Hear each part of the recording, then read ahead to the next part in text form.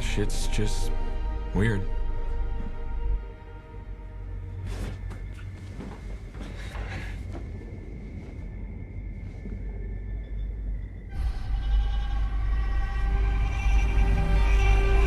Dude. Hey guys, welcome back to my channel.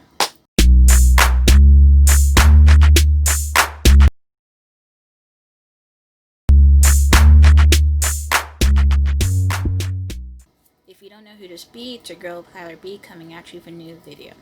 So today we're going to be talking about season 4 of 13 Reasons Why, which is the last season of the series. And it's, has a lot of other elements from other seasons that comes with it into season 4. Season 4 was very much a roller coaster of a ride. It was very much a wild ride. It started off very kind of chaotic. You weren't expecting what to happen at the end of the episode to happen, and then the ending was like very somber, and then I guess a bittersweet ending. You're sad for like half of the episode of episode 10. The ending was pretty decent. So the beginning of season 4, this season had only 10 episodes, so there was only 10 episodes instead of the natural 13 to correspond to the TV show name, 13 Reasons Why.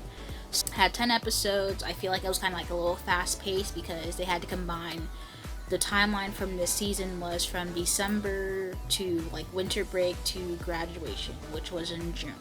So they had to, and it was only 10 episodes instead of the natural 13. Every other season was maybe a good 2 months or a month of timeline that season 2 was a whole trial.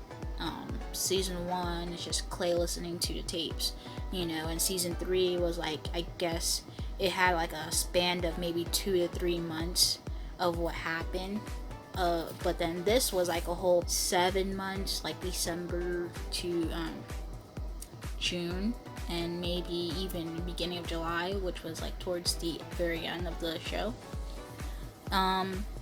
So episode 1, he got Winston, transferring to Liberty for his, the ending of his senior year, because he wants to find out, what happened with Monty. And then you have, these football players, Diego, and the rest of the crew, kind of,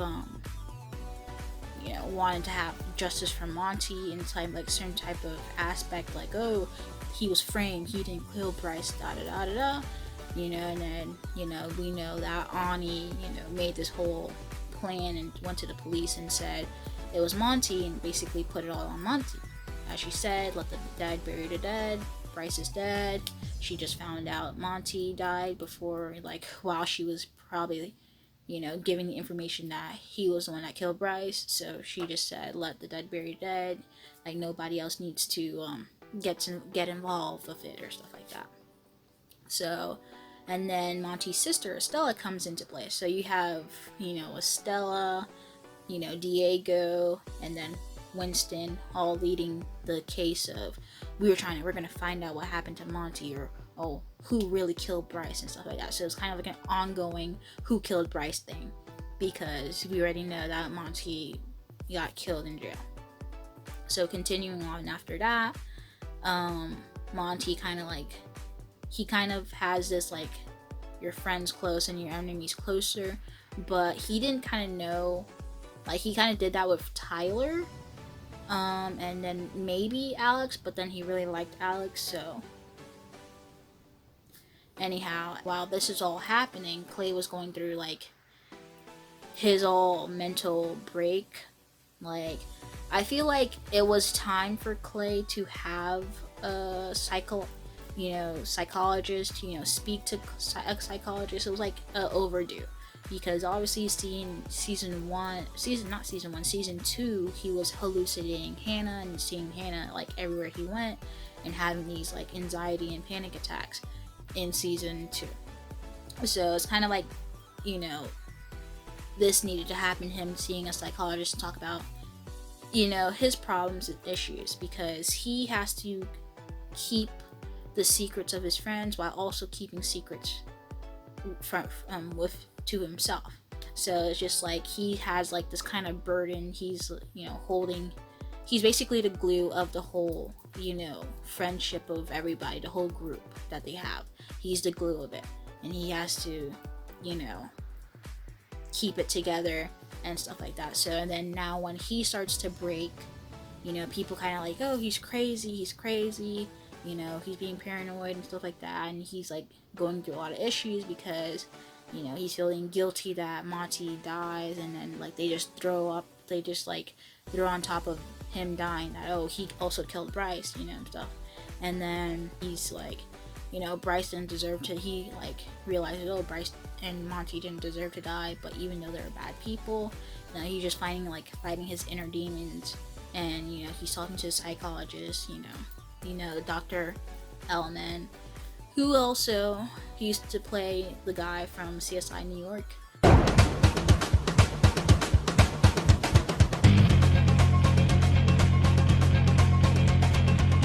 So I was like, oh, interesting. Obviously in this season, like the first 3 episodes, they kind of like foreshadow somebody dying and foreshadowing a funeral. And the first 2 episodes with the beginning, like showing like the person giving like the eulogy over the funeral. You don't really know who's died, but then by the 3rd episode in the intro, you see, I believe it was Zach, who was in a football jersey. So I'm just like, who is that important that Zach has to come up and speak and is in a football jersey to talk at a funeral for? Like, they kind of already like foreshadowed that it was going to be Justin who dies, because it's only like after Zach and Justin being on a football team. I mean, there's Charlie, but Charlie, I mean, they just kind of threw in Charlie at the end of season 3 because Charlie, just like Ani came at the start of season 3, so she has more, you know, time on the show. But Charlie's character kind of just got dropped in at the end of season 3, and then kind of like, you know, they kind of like wrote his character in season 4 like with more depth around there, because he was just basically like, he's basically mostly a background character, because like how is he so significant to be put into the group of people, you know, that all has this like tight bond and stuff like that. So it's just like, why was Charlie even a part of this? And they actually, you know, questioned it in the show, like, why are you even here? Like, you didn't do anything, you're not a part of the whole type group thing. Ani kind of like inserted herself into the group, you know, she put her nose where, you know, and found out information, you know, she was living with the enemy. So it's just kind of like she put 2 and 2 together, and then she stuck her nose in places that kind of didn't really ask her to put in. Like in season 3, she wasn't the most liked character. She was kind of, I guess, annoying in an aspect, but she was tolerable. Now season 4, she obviously redeemed herself, and you kind of gotten, you know, a little depth to her character, like why she the way she is and stuff like that. And then so like the first 4 episodes, like off the bat, maybe 5 episodes, it was just really crazy. Like the Valentine's Day episode, they got Clay with a bunch of fake blood on him, and then walking into a Valentine's dance with a knife in his hand. He gets suspended. Then they have the camping episode.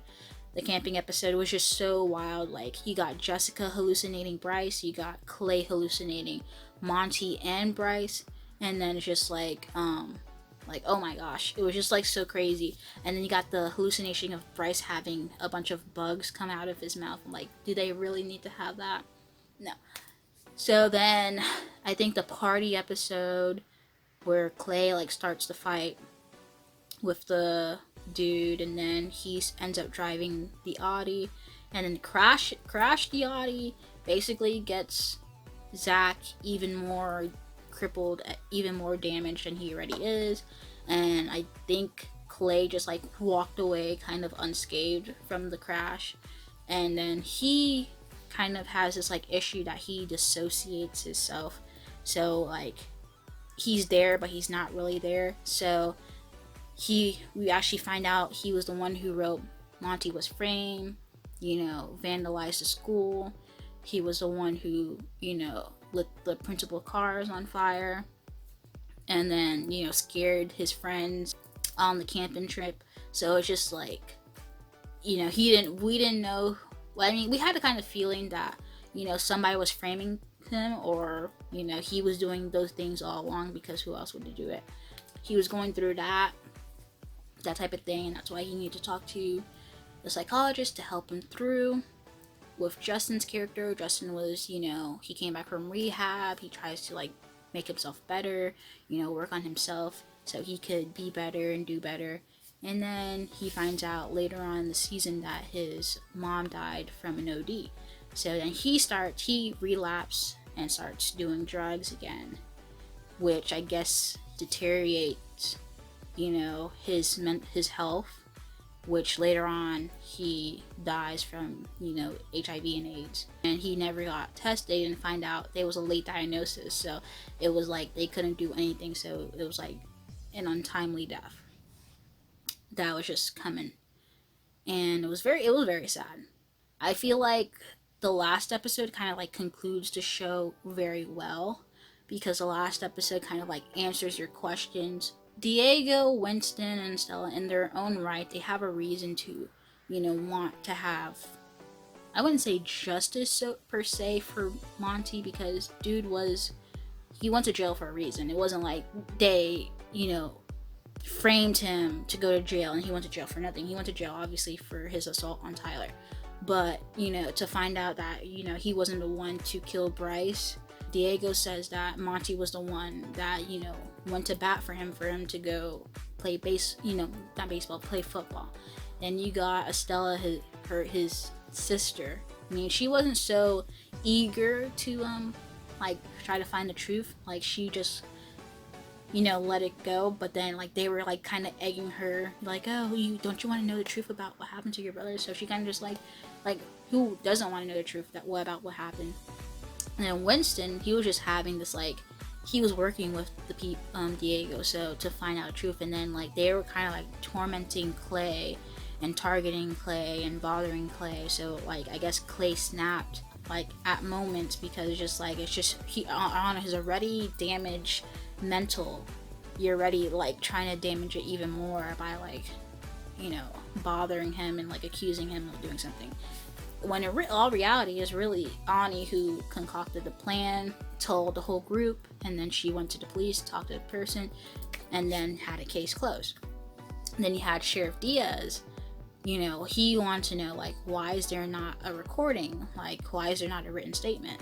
Why is it just case closed and you don't have, any physical evidence from Ani's statement, that, okay, Monty was the one who killed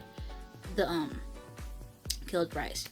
I mean, I believe Officer Standall knew it was Alex all along, because he kind of put two and two together, there was a person walking with a limp, and then his wife's car wasn't at home, so he kind of put two and two together that he obviously, Alex is, if it's not Zach who walks with a limp, Alex also walks with a limp on a different leg. And then his wife's car wasn't there, so he oh, you're trying to cover for Alex, that stuff. So he kind of just let it go, which was, unprofessional of him, because, yeah, it's his son, but, you don't just do that, because if it's done, what about Clay? You weren't going to do that for Clay, were you now?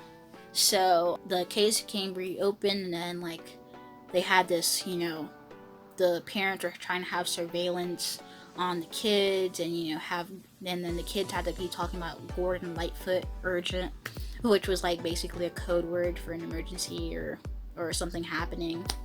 And then Jessica being with Diego, kind of just, she tried to say she was trying to handle him, but obviously Diego didn't see it as that, because he had true feelings for Jessica, but Jessica would always have, feelings for Justin. And it was like during the school drill, obviously you could see that her and Justin were going to be together, but she didn't want to just drop Diego when he was like trying to point fingers, like, and then they were all trying to tell them like, you have it all wrong, like, oh, it's Jessica, like they were like, oh, it's Justin because his number is 21. Then he was like, no, it's Jessica, you're trying to cover for Jessica. And then they're like, dude, you have it all wrong, it's not even Jessica, it's Alex. Like, no one would actually think it's Alex because obviously he has, an injury and stuff like that, so no one would think it's Alex. Everyone would be like, oh, Clay, Justin, or Jessica, like as a main suspect to what happened. Last episode was very sad, like, well, before like the prom scene, everybody was having fun. You would think that Clay and Ani would have got back together at the end, but that didn't happen. Like, I was like, okay, is Ani like gonna ask him to dance, or is Clay gonna ask her to dance? But he was just like, no. He's like, oh, just go ahead. And then they talked about what happened, because it was kind of very quick, because Ani had to go to take care of her mom at the hospital, and then you had Clay, then like episode 5, Clay was talking to Zach, and he was like, Zach asked him like, oh, you and Ani are broken up, and he was like, yeah. So I'm just like, what happened to have them breaking up? Like, is it because of the Valentine's Day dance or the camp trip? Like, what happened between those 2 episodes? Because you don't really get like an actual thing that happened. Then you get into when Clay found out that Ani was the one who wrote his essay to Brown, and he kind of got mad at her because he was like, oh, why are you always controlling everything, or why are you always trying to like help me out and stuff like that, and and I mean, she was just trying to help, so it's just like, just calm down. And they like actually talked and like can we just be friends, da da da da da. Episode 10 was very sad because you had Justin's sickness, illness, finding out about his illness, finding like him dying in the hospital, his funeral. Clay really had to take on like so many emotions. Like, Dylan Minnette really acted, like really carried the whole season or the whole show, if I'm being honest. Dude went from, they had dude like using the bathroom on himself just to escape a mental hospital. The drill scene, he really had to do a whole monologue there. Him crying about Justin, dying, and then, him feeling the aftermath of, somebody who was basically like a brother to him is dead. And then at the end, when they were reading the letter that Justin had, and he was like, he's my brother. Like, that was very very touching. My Very positive sad influence. because, like, Clay was Justin's positive influence on his life, and it was just like it was just touching. And then the graduation speeches, and it was just really good. And then, as Clay said, it started with Hannah Baker, then had Bryce to do with it. And then it's kind of interesting how they still had Bryce being a jerk to Jessica. Like, they still had him being a jerk, and he was like, oh, I won. And he was like, no, you didn't win. And he was like, well, I'm the one who brought you guys together. And he was like, yeah, I guess you'll have that. Well, it is kind of true in a sense. They brought them even closer, than before, because Hannah like kind of started it, and Clay kind of like helped as well. But it was really trying to get at Bryce that really brought them even closer than ever, which is like kind of made the bond even tighter. Like, in Clay's head, they made Monty, not so mean. Like, having like when Clay was in the hole at the camping trip, he was talking to Monty and like having a conversation with Monty and like finding out what happened. and he was just hallucinating Monty and like seeing Monty, and it was just like his guilt. This season was very touching. It was just like you kind of gotten on a roller coaster with Clay's emotions and like things happening, and like at the end, you know, Alex confessing to Winston that he was the one who did it. He was the one who killed Bryce. He explained that, you know, in the end, Bryce wasn't as changed as he was going to be. In the end, Bryce, like, even in his weakest moment, Bryce was still vowing that he was going to ruin Zach's life. You know what I'm saying? And I guess that enraged him to do what he did. And obviously he has, you know, guilt and remorse because, you know, throughout the season, he, like, maybe 2 or 3 times he was about to confess. He was about to confess at the camping trip, you know, when he was talking at Justin's funeral, it seemed like he was about to confess again.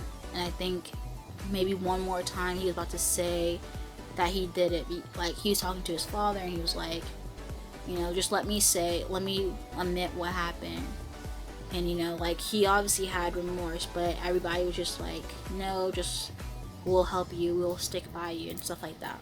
The ending with just Tony and, you know, Clay just driving, it was just like, you would thought that they were going to have, like, a little, like, dialogue between each other, but, you know, it was just Clay looking at, you know, Tony, and Tony looking at Clay, and then they're just driving down the road, and that's it. It was just silence. It was just like a peaceful silence that, you know, and then the show ended, which was just like, oh wow. Like, it wasn't like what you exactly expected, but you can understand it. You know, them burying, you know, the tapes, you know, to have some type of closure was, you know, it's what needed to be done, because it's just going to carry on throughout your whole entire life. Even though without the tapes, it's still going to be a part of your life. It's just like them to have some type of closure, and each of them did. You know, Clay had some type of closure. He, you know, talked to Dr. Ellman. Dr. Ellman kind of helped him guide his way into what needed to be done, what needed to be said. I mean, this show, I know a lot of people are just like, why is there so many seasons? Like, it's just about season 1. I understand, like, you know, after the tapes, like, why even continue? But it was a good story to be told. Like, it wasn't that bad. I mean, it was a wild ride. That's one to be said. It was very much a wild ride. Very much so. And, you know, Clay finally has a girl at the end. He finally has a girl that actually understands him. You know, at the end when he was, like, looking at Hannah and he was about to walk towards Hannah, then somebody who's living, you know, actually approaches him and, like, you know, ask him out, and, like, oh, and he, like, actually understands, like, oh, that he, you know, his likes or have a similar interest into his likes, like, about robots and stuff like that. So it was kind of, like, interesting because obviously, you know, Clay liked Hannah, then Clay liked Sherry, Clay liked Sky, Clay liked Ani, Clay had a thing with Sheriff Diaz's daughter, and then next thing you know, he actually finally has somebody who understands him. So interesting. It was a bittersweet ending. Very, you know, the writers, I mean, with this show, the writers never make anything black and white. They kind of just make things have a gray area. Make the characters have this type of gray area. Nobody's like, you know, so nobody's like a super villain. Nobody's like, you know, all good. All the characters have some type of flaw. So it's just like, they wrote their characters to have, you know, so some people can empathize with these characters and stuff like that in a way. You can probably empathize with Clay, Jessica, Justin, I don't know. Whichever character, you know, you can empathize with. They like this season talked about a lot of different topics, like the school drill, you know, having the SROs, you know, racially profiled, you know, people of color, you know, the fight between Justin and Diego, you know, they broke up the fight, let Justin go, and then they put Diego up to a locker and started, you know, messing with him, started bothering him. And it's just like, you know, it was very much racially charged. And then the officer pulled out a gun. Like, when you already just pat down Diego to find if he had a weapon or not, and you pull out a gun on him for what? For what? Like, come on. He obviously he doesn't have a weapon, so why are you pulling out a gun? And so it's just like, they talked about different topics, and like, you know, Jessica having her little one-on-one sessions with Gary, with Principal Bolin, like talking about what happened and all that, you know, like, you try to make the school safe, but you didn't really help make the school safe with all that, with the drill and with all the officers and the metal detectors. You didn't make the school safe. And like having the parents, you know, surveil all the kids wasn't really helping either. There was like a lot of different things in this season. This season's probably I wouldn't say it was like the best season, but it talked about a lot of different things. And I mean, one of the flaws of the season, that it was kind of rushed. Like, they like basically just highlighted the major moments of high school, you know, the camping trip, the little party, the prom, the college interviews, graduation. You know, they just kind of highlighted like the big, you know, aspects of high school, and like kind of put in each different episode. So that's what each episode kind of indicated. Like, you know, there was like weeks that passed by between each episode. You know, the ending was very sweet.